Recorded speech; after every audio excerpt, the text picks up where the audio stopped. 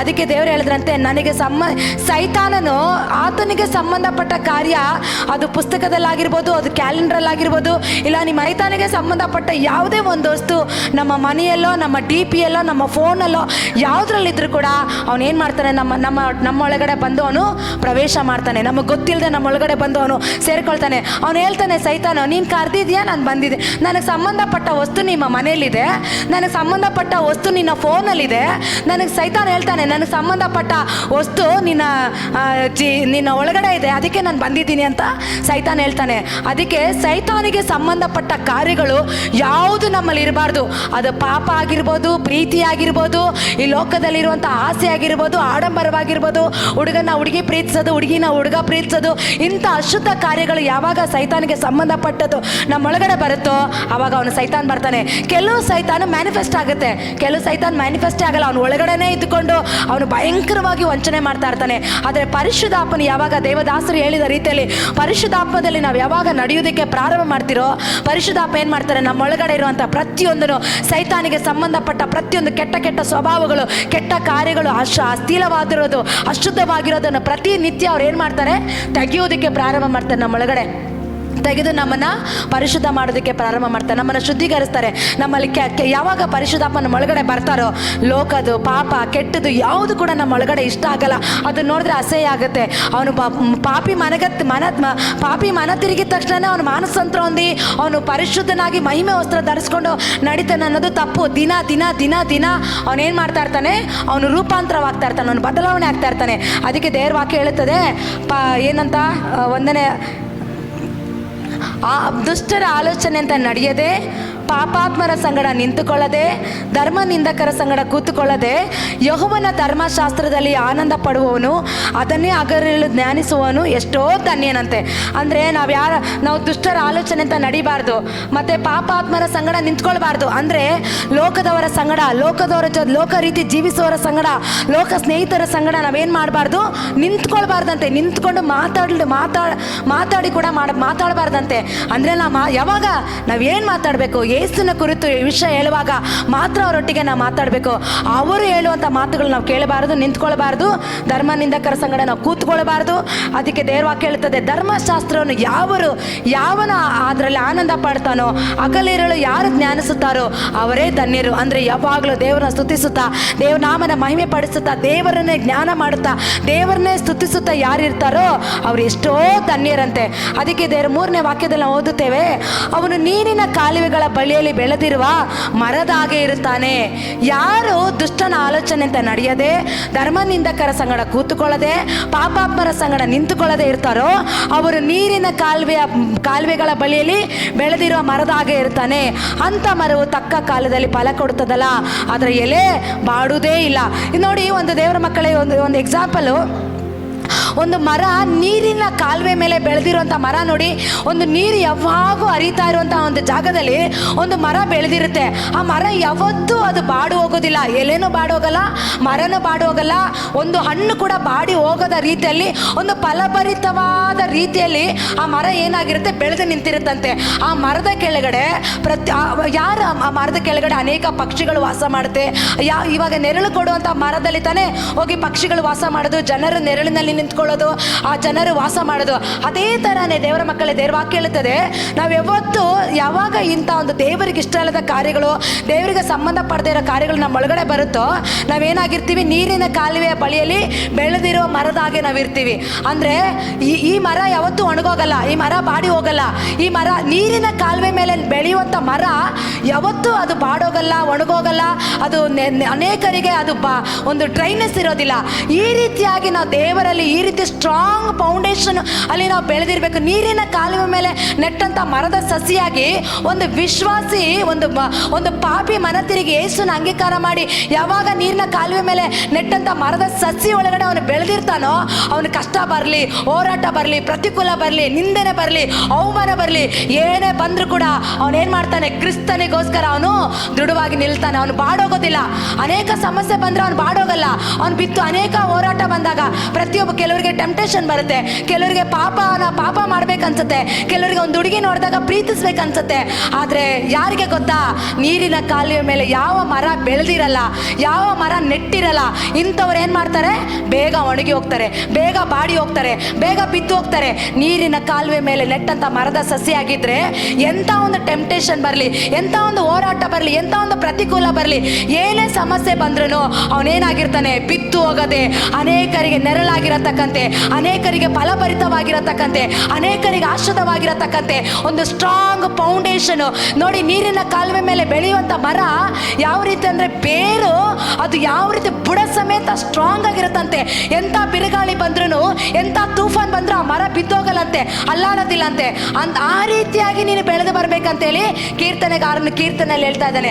ಅಂದರೆ ಯಾವಾಗ ನಾವು ದೇವರಿಗೆ ಇಷ್ಟ ಆಗದಿರೋದನ್ನೆಲ್ಲ ಬಿಟ್ಟು ದೇವರ ವಾಕ್ಯವನ್ನು, ದೇವರನ್ನು ಹಗಲು ಇರುಳು ನಾವು ಯಾವಾಗ ಜ್ಞಾನಿಸ್ತಾ ಇರ್ತೀರೋ, ಯಾವಾಗ ಅದನ್ನು ಸ್ತುತಿಸಿ ಆತನ ಮಹಿಮೆ ಪಡಿಸ್ತಾ ಇರ್ತೀರೋ, ದೇವರ ವಾಕ್ಯದ ಪ್ರಕಾರ ಯಾವಾಗ ನಡೀತಾ ಇರ್ತೀರೋ, ಅವರೇನಾಗಿರ್ತಾನೆ, ಅವನು ಧನ್ಯನಾಗಿರ್ತಾನೆ. ಧನ್ಯನಾಗಿರೋದು ಮಾತ್ರ ಅಲ್ಲ, ನೀರಿನ ಕಾಲುವೆ ಮೇಲೆ ನೆಟ್ಟಂಥ ಮರದ ಸಸಿಯಾಗಿರ್ತಾನೆ. ಒಂದು ಪಾಪಿ ಮನ ತಿರುಗಿದ ಮೇಲೆ ಯಾವಾಗಲೂ ಪ್ರಾರ್ಥನೆ ಮಾಡಬೇಕು, ಪರಿಶುದ್ಧಾತ್ಮದಲ್ಲಿ ನಡಿಬೇಕು. ಯಾವಾಗ ನೀನು ಪರಿಶುದ್ಧಾತ್ಮ ನಿನ್ನೊಳಗಡೆ ಇರಲ್ಲ, ಬರೀ 5 ನಿಮಿಷ 10 ನಿಮಿಷ ಅಷ್ಟೇ ನೀನು ಪ್ರಾರ್ಥನೆ ಮಾಡೋದು, ದೇವರ ಸಂಗಡ ನೀನು ನಡೆಯೋದಕ್ಕಾಗೋದಿಲ್ಲ. ಕ್ರಿಸ್ತನ ಯಾರಂತ ನೀನು ತಿಳ್ಕೊಳ್ಳೋಕ್ಕಾಗಲ್ಲ, ಕ್ರಿಸ್ತನ ಪ್ರೀತಿ ಏನಂಬುದು ನೀನು ಅರ್ಥ ಮಾಡ್ಕೊಳ್ಳೋಕ್ಕಾಗಲ್ಲ. ದಾಂಪತ್ಯ ಜೀವಿತದಲ್ಲಿ ಬರುವ ಸಮಸ್ಯೆನ ನೀನು ಗೆಲ್ಲೋದಕ್ಕಾಗೋದಿಲ್ಲ. ಕುಟುಂಬದ ಮಧ್ಯದಲ್ಲಿ ಬರುವಂಥ ಅನೇಕ ಪ್ರತಿಕೂಲಗಳನ್ನು ಜಯಿಸೋದಕ್ಕಾಗೋದಿಲ್ಲ. ಯಾವಾಗ ಪರಿಶುದ್ಧಾತ್ಮ ನಿನ್ನೊಳಗಡೆ ಬರ್ತಾರೆ, ಯಾವಾಗ ಪರಿಶುದ್ಧಾತ್ಮದಲ್ಲಿ ನಡೆಯೋದಕ್ಕೆ ನೀನು ಪ್ರಾರಂಭ ಮಾಡ್ತೀಯ, ಬರುವಂಥ ಪ್ರತಿಯೊಂದು ಪ್ರತಿಕೂಲವನ್ನು ಜಯಿಸೋದಕ್ಕೆ ಪರಿಶುದ್ಧಾತ್ಮ ನಿನಗೆ ಆಲೋಚನೆ ಕೊಡ್ತಾರೆ. ಪರಿಶುದ್ಧಾತ್ಮ ನಿನ್ನನ್ನು ಗೈಡ್ ಮಾಡ್ತಾರೆ. ಈ ದಾರಿಯಲ್ಲಿ ಹೋಗ್ಬೇಡ, ಈ ದಾರಿಯಲ್ಲಿ ಹೋಗು, ಇದು ಸರಿಯಲ್ಲ, ಇದು ತಪ್ಪು, ನೀನು ಹೆಂಡತಿ ಯಾವ ರೀತಿ ನಡೆಸಬೇಕು, ನಿನ್ನ ಮನೆಯನ್ನು ಯಾವ ರೀತಿ ನಡೆಸಬೇಕು, ನಿನ್ನ ಕುಟುಂಬನ ಯಾವ ರೀತಿ ನಡೆಸಬೇಕು, ಸೇವೆ ಯಾವ ರೀತಿ ತೆಗೆದುಕೊಂಡು ಹೋಗ್ಬೇಕು ಅನ್ನೋ ಪ್ರತಿಯೊಂದು ಕೂಡ ಪರಿಶುದ್ಧಾತ್ಮ ನಮ್ಮನ್ನು ಏನು ಮಾಡ್ತಾರೆ, ನಮ್ಮನ್ನು ಲೀಡ್ ಮಾಡಿ, ನಮ್ಮನ್ನು ಗೈಡ್ ಮಾಡಿ, ಒಂದೊಂದು ದಿನ ಒಂದೊಂದು ಹೆಜ್ಜೆ ನಮ್ಮನ್ನು ಸರಿಯಾದ ಮಾರ್ಗದಲ್ಲಿ, ಅಂಕುಟೊಂಕ ಆಗಿರುವಂಥ ನಮ್ಮ ಮಾರ್ಗವನ್ನು ಆತನ ಏನು ಮಾಡ್ತಾ ಇರ್ತಾನೆ, ಸರಿ ಮಾಡ್ತಾ ಇರ್ತಾರೆ. ಹಲ್ಲೆಲೂಯಾ.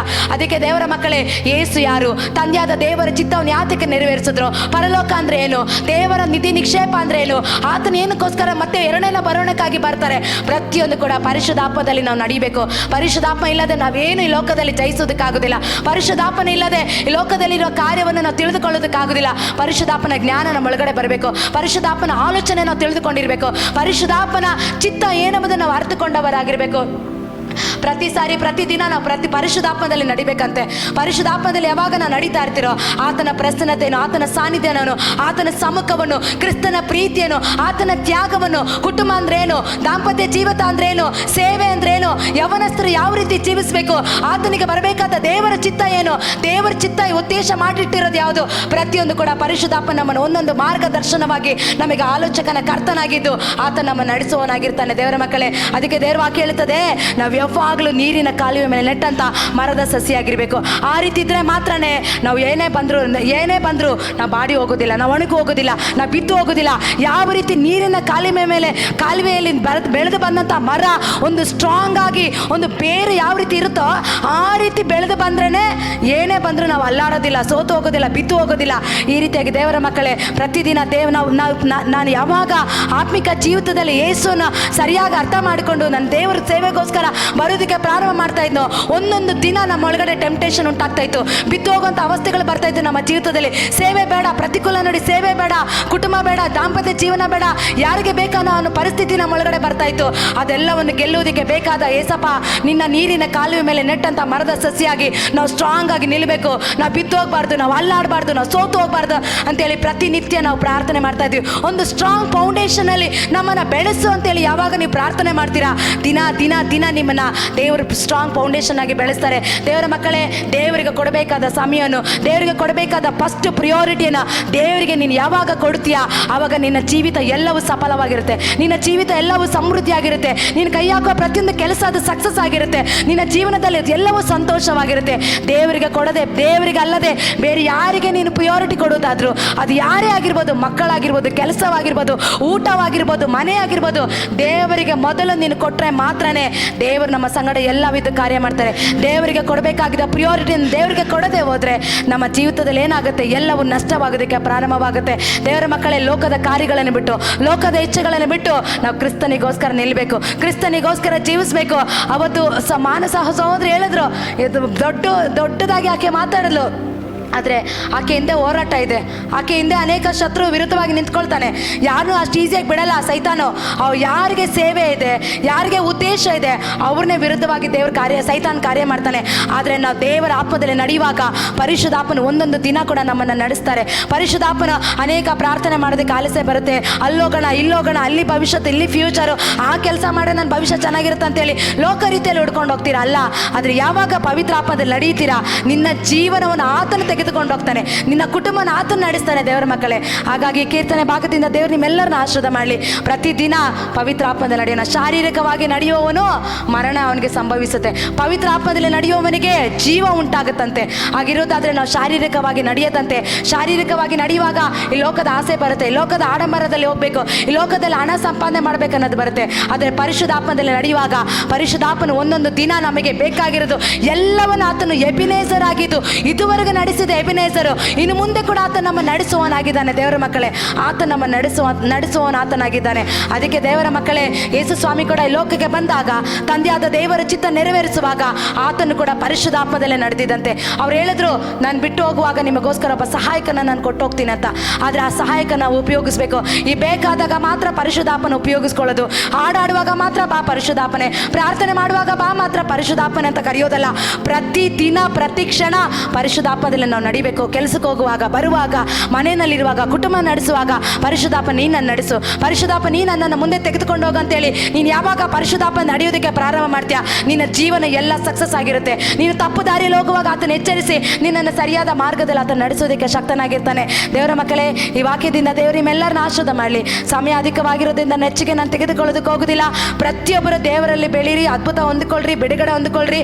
ದೇವರ ಸಮ್ಮುಖಕ್ಕೆ ಬರುವವರು, ದೇವರ ಹತ್ತಿರಕ್ಕೆ ಬರುವವ್ರನ್ನ ಯಾರನ್ನೂ ದೇವ್ರು ಕೈ ಬಿಡೋದಿಲ್ಲ, ಯಾರು ಕೆಳಮಟ್ಟಕ್ಕೆ ಹೋಗೋದಿಲ್ಲ. ದೇವರು ಎಲ್ಲರನ್ನೂ ಆಶೀರ್ವಾದ ಮಾಡ್ತಾರೆ. ನಿಮ್ಮ ಸ್ವಂತ ಬಲ್ಲದಲ್ಲಿ ಹೋಗದಂತೆ ದೇವರ ನಿಮ್ಮನ್ನು ಎಲ್ಲವನ್ನು ದೇವರ ಹಸ್ತದಲ್ಲಿ ಕೊಡಿ, ದೇವರು ನಿಮ್ಮನ್ನು ನಡೆಸ್ತಾರೆ. ದೇವರ ಚಿತ್ತ ಏನಂದು ತಿಳ್ಕೊಳ್ರಿ. ನಿಮ್ಮ ಆಲೋಚನೆಗಳು, ನಿಮ್ಮ ಯೋಚನೆಗಳನ್ನು ಮೊದಲು ಸಾಯಿಸ್ರಿ.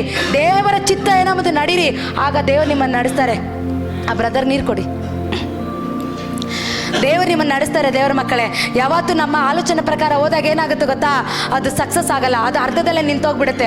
ಆದರೆ ದೇವರ ಚಿತ್ತ ಪ್ರಕಾರ ನಾವು ಹೋಗುವಾಗ ಒಂದೊಂದು ದಿನ ಕೂಡ ದೇವರು ನಮ್ಮ ನಡೆಸುವವರಾಗಿರ್ತಾರೆ. ದೇವರ ಮಕ್ಕಳೇ, ಆತನ ಚಿತ್ತಕ್ಕೆ ದೇವರೇ ನಿನ್ನ ಚಿತ್ತ ಏನಪ್ಪ, ನಿನ್ನ ಉದ್ದೇಶ ಏನಪ್ಪ, ಒಂದು ಮನೆಗೆ ಹೋದ್ರೂ ಕೂಡ, ಒಂದು ಕೆಲಸ ಮಾಡಿದ್ರು ಕೂಡ, ಒಂದು ಎಜುಕೇಷನ್ ಮಾಡಿದ್ರು ಕೂಡ, ಇಲ್ಲ ಒಂದು ಏರಿಯಾಗೆ ಹೋದ್ರೂ ಕೂಡ ದೇವರ ಚಿತ್ತ ಏನಂತ ತಿಳ್ಕೊಂಡು ಮುಂದೆ ಹೋದರೆ ಮಾತ್ರನೇ ನಮ್ಮ ಜೀವಿತದಲ್ಲಿ ಅದು ಏನಾಗಿರುತ್ತೆ, ಸರಿಯಾಗಿರುತ್ತೆ. ಕೆಲವು ನಮ್ಮ ಆಲೋಚನೆಯಿಂದ ನಮ್ಮ ನಮ್ಮ ತೀರ್ಮಾನದಿಂದ, ಸಣ್ಣ ಸಣ್ಣ ತೀರ್ಮಾನ, ಚಿಕ್ಕ ಚಿಕ್ಕ ತೀರ್ಮಾನ ನಾವು ತೆಗೊಳ್ಳೋದ್ರಿಂದ ನಮ್ಮ ಜೀವನನೇ ಡಿಸ್ಟ್ರಾಯ್ ಆಗಿಬಿಡುತ್ತೆ, ನಮ್ಮ ಜೀವನನೇ ನಾಶ ಮಾಡಿಬಿಡುತ್ತೆ. ದೇವರ ಮಕ್ಕಳೇ, ಅದಕ್ಕೆ ಅವಕಾಶ ಕೊಡದೆ ಪ್ರತಿದಿನ ದೇವರ ಬಳಿಯಲ್ಲಿ ಕುಳಿತು ಪ್ರಾರ್ಥನೆ ಮಾಡಿ, ಏನು ಮಾಡಬೇಕು ದೇವರೇ, ಎಲ್ಲೋಗ್ಬೇಕು ದೇವರೇ ಅಂತೇಳಿ ದೇವರ ಬಳಿಯಲ್ಲಿ ಕೇಳುವಾಗ ದೇವರೇ ನಿಮ್ಮನ್ನು ನಡೆಸ್ತಾರೆ. ಈಗ ಹೋಗು, ಈ ರೀತಿ ಹೋಗು, ಹಿಂಗೆ ಮಾಡು, ಈ ರೀತಿ ಮಾಡು ಅಂತೇಳಿ ಎಲ್ಲವನ್ನು ಆತನ ಸಮಾಧಾನವಾಗಿದ್ದು ನಡೆಸ್ತಾರೆ. ಯಾವಾಗ ನಿನ್ನಲ್ಲಿ ಸಮಾಧಾನ ಇಲ್ಲ, ಅಲ್ಲಿ ದೇವರ ಆತ್ಮನ ಕಾರ್ಯ ಇಲ್ಲ, ದೇವರ ಚಿತ್ತ ಇಲ್ಲ ಅಂತ ತಿಳ್ಕೊಳ್ಬೇಕು. ದೇವರ ಚಿತ್ತ ಇರೋದು ಅದರಲ್ಲಿ ಏನಿರುತ್ತೆ? ಸಮಾಧಾನ ಇರುತ್ತೆ, ಗಲಿಬಿಲಿ ಇರೋದಿಲ್ಲ, ಗೊಂದಲ ಇರೋದಿಲ್ಲ, ಕನ್ಫ್ಯೂಷನ್ ಇರಲ್ಲ. ದೇವರ ಚಿತ್ತ ಇರುವಂಥ ಪ್ರತಿಯೊಂದರಲ್ಲೂ ಎಲ್ಲವೂ ಸಮವಾಗಿರುತ್ತೆ, ಎಲ್ಲವೂ ಸರಿಯಾಗಿರುತ್ತೆ, ಎಲ್ಲವೂ ಕರೆಕ್ಟ್ ಆಗಿರುತ್ತೆ. ಅಲ್ಲಿ ಕ್ಲಾರಿಟಿ ಇರುತ್ತೆ. ಪರಿಶುದ್ಧಾತ್ಮನ ಮಾಡುವ ಕಾರ್ಯ ದೇವರ ಚಿತ್ತ ಕಾರ್ಯ. ಹಾಗಾಗಿ ದೇವರ ಮಕ್ಕಳೇ, ನಿಮ್ಮೆಲ್ಲರನ್ನೂ ಆಶೀರ್ವಾದ ಮಾಡಲಿ, ದೇವರು ನಿಮ್ಮನ್ನು ಅನುಗ್ರಹಿಸಲಿ, ಈ ವಾಕ್ಯದಿಂದ ನಿಮ್ಮೆಲ್ಲರನ್ನ ಅಭಿವೃದ್ಧಿ ಮಾಡಲಿ, ವಾಕ್ಯದಿಂದ ದೇವರು ನಿಮ್ಮೆಲ್ಲರನ್ನೂ ಆಶೀರ್ವಾದ ಮಾಡಲಿ. ಈ ಕಾದು ಸಭೆಗೆ ಬಂದಿರೋಂಥ ನಿಮ್ಮೆಲ್ಲರೂ ದೇವರು ದಿನ ದಿನ ಅಭಿವೃದ್ಧಿ ಆಗುತ್ತಾ, ದಿನ ದಿನ ಬೆಳೆಯುತ್ತಾ, ಆತ್ಮಿಕದಲ್ಲಿ ಪುಷ್ಟಿ ಹೊಂದುತ್ತಾ, ಇನ್ನೂ ಹೆಚ್ಚಾಗಿ ಬಲ ಹೊಂದ್ಕೊಳ್ರಿ ಅಂತೇಳಿ ನಾನು ನಿಮ್ಮನ್ನೆಲ್ಲರನ್ನೂ ಆರೈಸ್ತಾ ಇದ್ದೀನಿ. ನಿಮ್ಮೆಲ್ಲರಿಗೂ ನಾನು ಇಲ್ಲಿ ಬಂದು ಕೂಡಿ ಬಂದಿರೋ ಪ್ರತಿಯೊಬ್ಬರಿಗೂ ನಾನು ಕೃತಜ್ಞತೆಯನ್ನು ಸಲ್ಲಿಸ್ತಾ ಇದ್ದೀನಿ.